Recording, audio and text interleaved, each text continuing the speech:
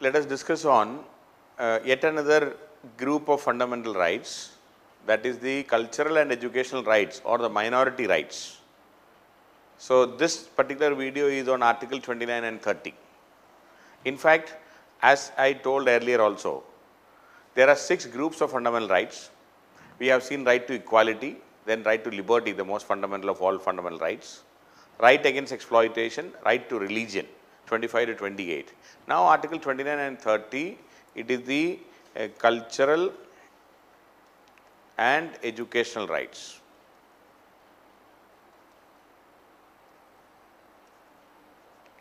In fact, this is actually the minority rights.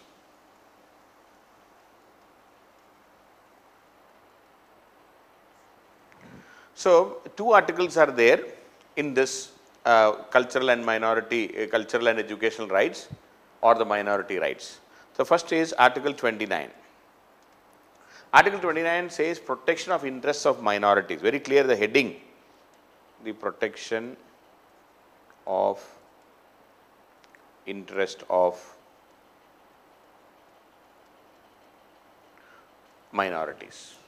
So, according to Article 29, protection of interests of minorities, you please see protection of interests of minorities. So, heading of Article 29 is very clear, it is about minorities only, but within that 29, the 29(1), Article 29(1) says, so this is where you have to be a bit careful. 29's heading is protection of interests of minorities. Then Article 29(1) says, any section of citizens residing in the territory of India, that means it is about the minorities, not about the majority community. The heading itself is about the minorities. So, any section residing in the territory of India or part of, having a distinct language, script or culture, any section having a distinct language, script or culture. So, it is very clear, language, script or culture. So, we are talking about minorities, and within that we are saying any section of the citizens having a distinct language, script or culture, of its own shall have the right to conserve the same, shall have the right to conserve the same. That means those minorities, then about the minority we are saying any section having who are residing in the territory of India, having a distinct language, script or culture, 3 words very clearly mentioned, of its own, have the right to conserve the same. They can conserve it. Then Article 29(2) says that no citizen shall be denied admission into any education institution. Now, 29(2) is about education institutions. So, no section of citizens shall be denied admission into any education institution maintained by the state or receiving aid out of the state fund, by the state or receiving aid from the state. So, any educational institution run by the state or an education institution which is receiving aid from the state, on grounds they cannot deny admission to a person only on the grounds of religion, cannot deny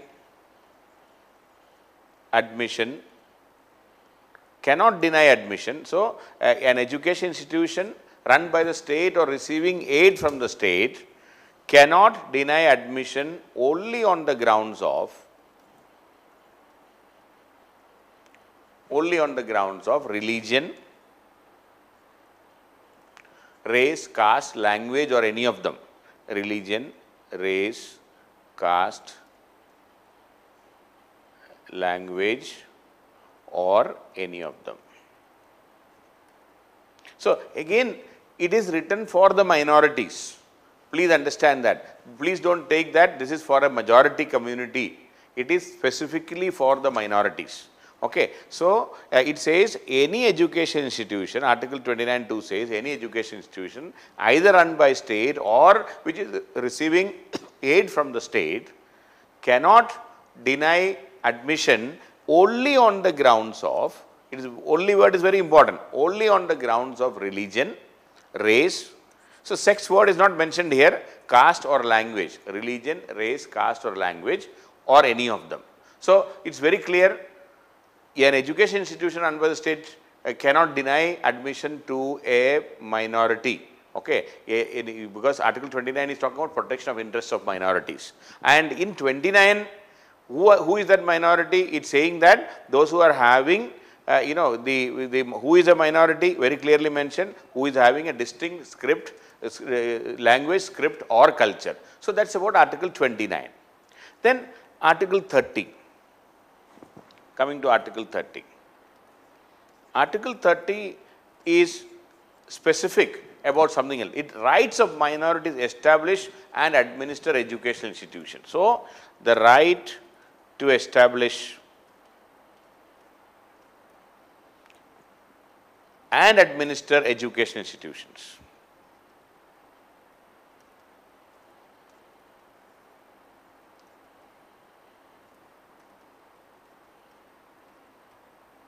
The right of the minorities to establish and administer educational institutions. Now, in this Article 31, it says that all minorities, whether based on religion or language. Now, please understand, Article 30 is not talking about language, script or culture. Here it is slightly different. All minorities based on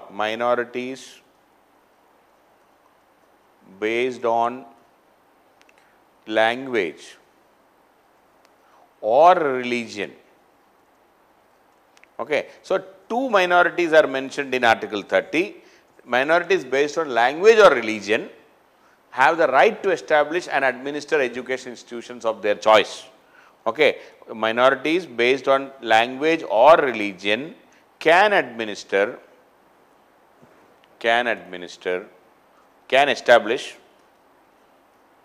and administer education institutions of their choice.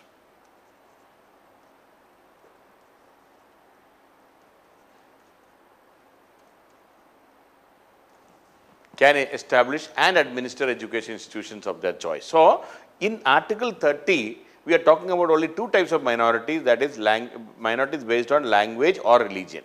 But 29 talked about language, script or culture.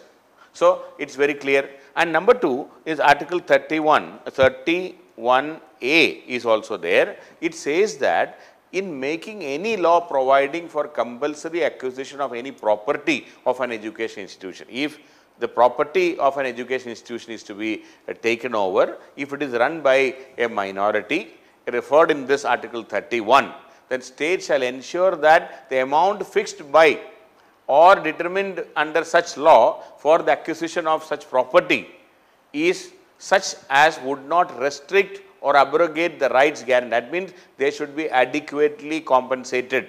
So, Article 31A says if the property, here again property issue is coming, if the property of a minority education institution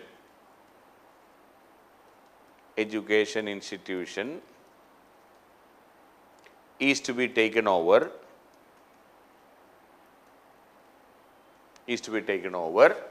then adequate compensation should be given. Adequate compensation to be given. So, again, like I mentioned in Article 26, right to religion, there is right to religious institutions. In Article 26, the right of the institution to administer, movable and immovable property. Similarly, Article 30, a minority education institution has a fundamental right in having property. So, religious institutions have a fundamental right to have property. So, in Article 31A, it is very clearly mentioned that there is right to property. That means, it is a fundamental right. So, this minority education institution can approach the Supreme Court directly. You and me, ordinary citizens for property, we cannot approach the Supreme Court directly because Article 31 has been removed already. We have only Article 300A and you can approach only a High Court. But a minority education institution for their property rights, they can, if the state is taking over the property and if there is some confusion, then they can directly approach the Supreme Court. So, Article 31A ensures that minority education institutions have right to property and they need to be adequately compensated. Adequate compensation should be given, that is Article 31A.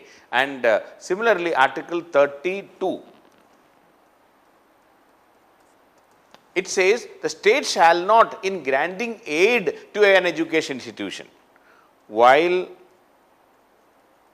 granting aid to an educational institution,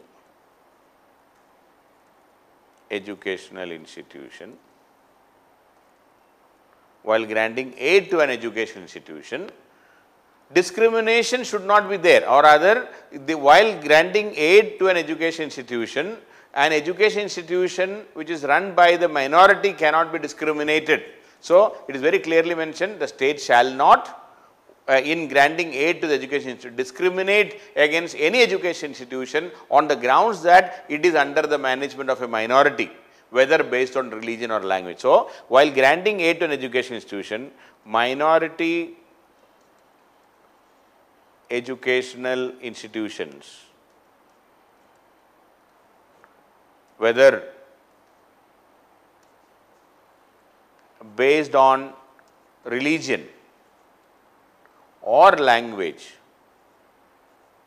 cannot be discriminated.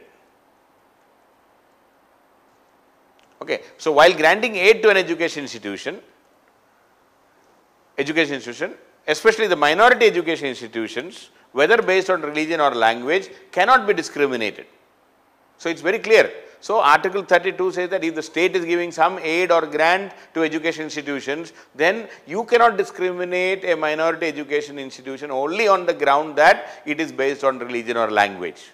So, this Article 32 ensures that the state cannot discriminate an education institution only because it is run by minorities. So, 31 says a minority, whether it is based on religion or language, can establish and administer education institutions of their choice.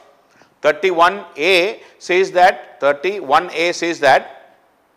if the state wants to take away the property, adequate compensation should be there. So, right to property is a fundamental right for the minority education institutions. And 32 says if the government is giving some aid to any education institution, minority education institutions cannot be discriminated only because it is run by a religious or a linguistic minority. So, according to this Article 31, now let me coming to a bit of analysis. One, according to 31, there are two types of minorities: linguistic minorities and religious minorities in India. And according to the Ministry of Minority Affairs, there are 6 religious minorities in India. 6 religious minorities in India. They are Muslims, Christians, Sikhs, then Buddhists, then Jains. Jains were subsequently added. It was only in the last decade only we added Jains and Parsis. So, these are the 6 religious minority groups defined on an all India basis. See, please understand, the religious minorities are defined on an all India basis, whereas the linguistic minorities are defined on a state basis. Suppose Tamil Nadu. So, Tamil is the main language of Tamil Nadu, and any other language, say Malayalam or Kannada or Telugu or Hindi, all are minority languages or linguistic minorities there. Okay. So, linguistic minorities are based on state, whereas religious minorities are based on the nationally. The national minorities are there, even if say Christians are majority in say Nagaland. But that does not mean that they will be treated as a majority community, they will be treated as a minority community only, because it is all India figures we take. So, in terms of religion, minorities are defined in an all India basis or on a national basis. Okay. So, Article 31 talks about two types of minorities, linguistic and religious minorities, and minority. Then another point. So, one is this. Then second point, second analysis I would like to tell is the minority in education institutions, and there can be regulatory measures. The Article 30 says that the minorities can, whether linguistic or religious minorities, can establish and administer education institutions of their choice, but state can regulate the working of such institutions. The state can regulate the working of such institutions. So, it is not an absolute right. So, and moreover, the regulation should pass the dual test of reasonableness, and it should be an effective vehicle of education for the minority community. So, this regulation, state can regulate. Now, this regulation should pass, it should pass the dual test. What is the test? One is, it should be reasonable regulation, reasonableness. Another is, it should be this regulation should be an effective vehicle. Regulation should be an effective vehicle for improving or helping the minority education, or minority community should get benefit out of that. This regulation should help in the education of the minority community. It should be an effective vehicle for the education of the minority community, for the education of the minority community. So, the state can regulate, and regulation should be reasonable, and it should be helping in the minority community. And also, Supreme Court has said that. The third point I would like to add. So, first point I said is Article 31 has two types of minorities, linguistic and religious minorities. 6 religious minorities national wise, linguistic minorities are state wise, and then the state can regulate, but it should be reasonable and it should be effective. And number 3, Supreme Court says right to administer is not right to maladminister. Right to administer. Minorities have the right to administer, establish and administer education institutions of their choice. So, this right to administer is not right to maladminister. That means the administration is not proper, and if they are not, if the management is not doing things properly, the state may interfere, and management should be efficient. And also, universities can regulate. But they cannot directly involve. Okay, the universities cannot regulate the composition. They can give broad guidelines, but universities cannot regulate. According to Supreme Court, universities cannot regulate the composition of the management body. Regulate the composition of the management. See, who all should be sitting there? They can talk about, they can prescribe minimum qualification, but they cannot regulate the composition of the management or the managing bodies. So, Supreme Court said that you have a right to administer, that does not mean that you have a right to maladminister. But the state cannot interfere in the management body. I mean, they cannot directly say who can sit, who cannot sit, but they can put condition. They can, they can come up with minimum qualification or other the functioning, or the broad guidelines can be there. They cannot, what you call micromanage. The state or the universities cannot micromanage the managing bodies. Selection of teachers is a part of administration. The management can select teachers. Management can select teachers, but university or the state can prescribe minimum qualification for the teachers to be selected. That is okay. So, that is, the management can select teachers, but minimum qualification can be prescribed. Supreme Court has said all these things in various judgments. Now, coming to one more point I would like to add in this is the difference between Article 29(1) and Article 31. Because 29 talks about, there are, one is any section, see, it talks about the minorities, but any section having a distinct language, script or culture. So, heading is about minorities, but it is saying any section having a distinct language, script or culture, that is article 29(1). But 31 says only two types of minorities. Who are they? Linguistic or religious. So, language is there in both 29 and 30, but religion is mentioned only in article 30. It is saying language, script or culture. Second difference, so between 29 and 30, one is any section, and here in 30 it is only talking about linguistic and religious minorities. Second is, it is 29 talks about you can conserve any section having a distinct language, script or culture can conserve the same. It is 29 is about conserving the language, script or culture. Language, script or culture of minorities. Because it is very clearly mentioned, article 29. So, article 29(1) says very simple and straightforward, any section of the citizens residing in the territory of India having a distinct language, script or culture of its own shall have the right to conserve the same. They are asked to conserve the culture or language or the script. But here in 31, it is specifically talking about the right to establish educational institutions. It is not about, so how to conserve this language, script or culture?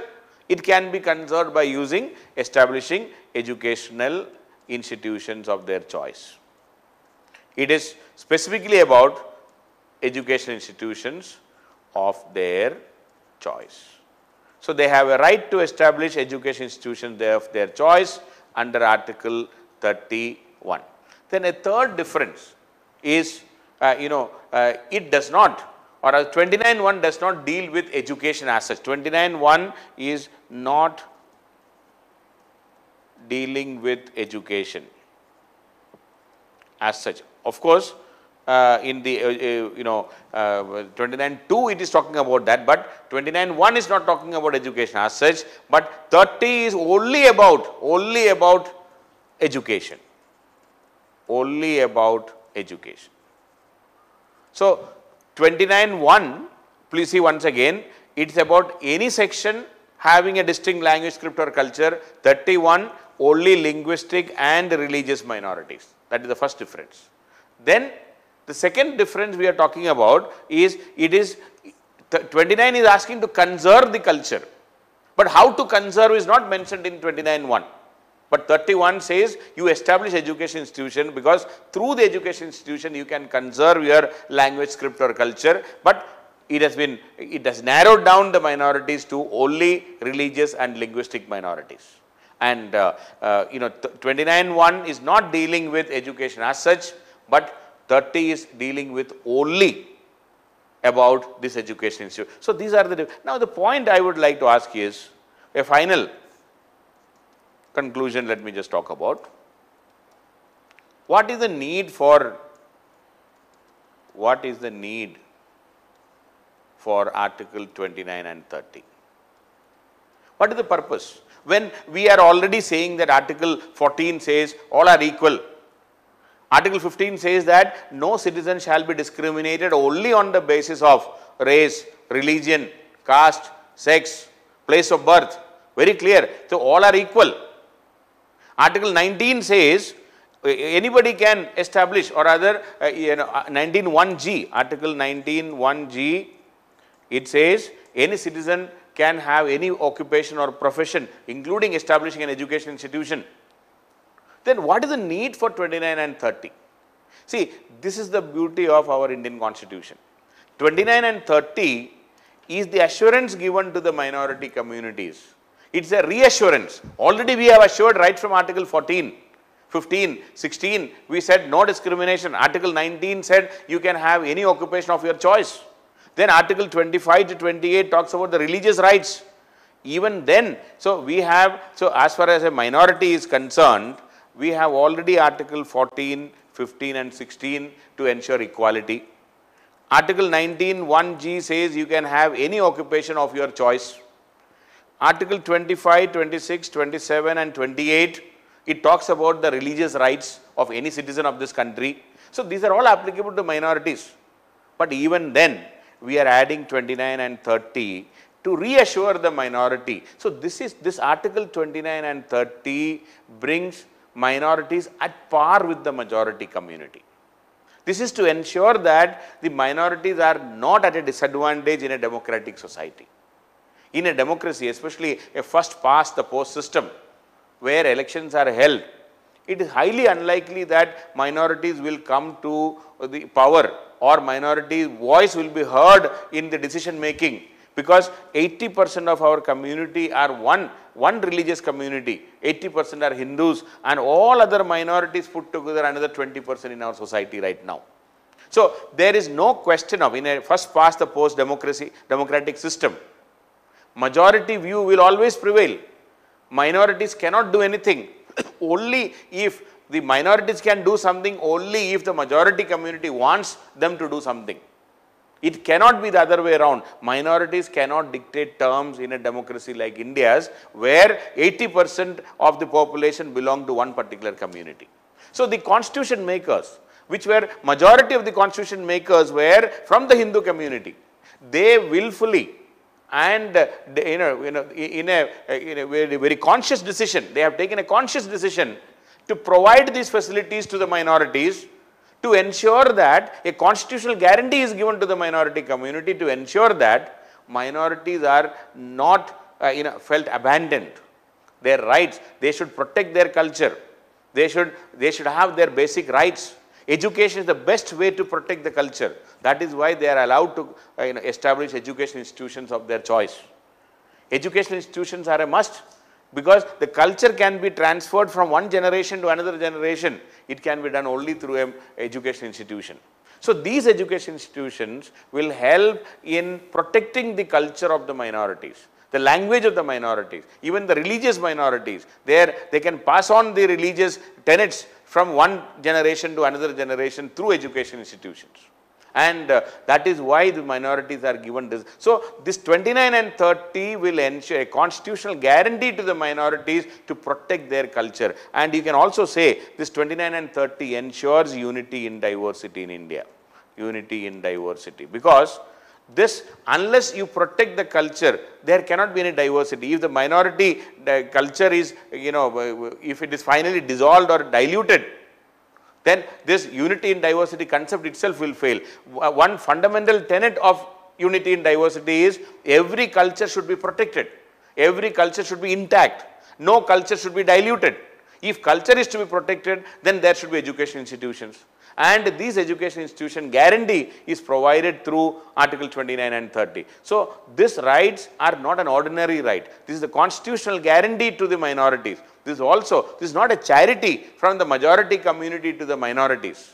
It is the constitutional right provided by the majority, by the constitution to the minorities, so that the culture is intact, and that is how the unity in diversity concept can be protected, our diversities can be protected. So these are very important articles. 29 and 30 ensures the diversity and vibrance of the Indian society. And whether it is religion, whether it is language, we value both. We are very sentimental about both. We are sentimental about our language, we are sentimental about our religion. Because Indians are, by nature, we are more than 90% of the community are having one or other religious faith, and we are also very proud of our culture. We cannot adjust, we cannot give up our culture, we cannot give up our food habits, our dressing habits, or our our festivals, our language, our religion, our caste. Everything is part of our basic the basic quality of our culture and our society. So 29 and 30 ensures to protect both. It is very, very important, especially those who are in minority, because that is the constitutional assurance for them. Even if the majority, the ruling parties will come and go, but these constitutional guarantees will ensure minorities have equal rights. This will bring in equality. 29 and 30 is to bring equality for the minorities compared to the majority community. That is why these two articles are very, very crucial.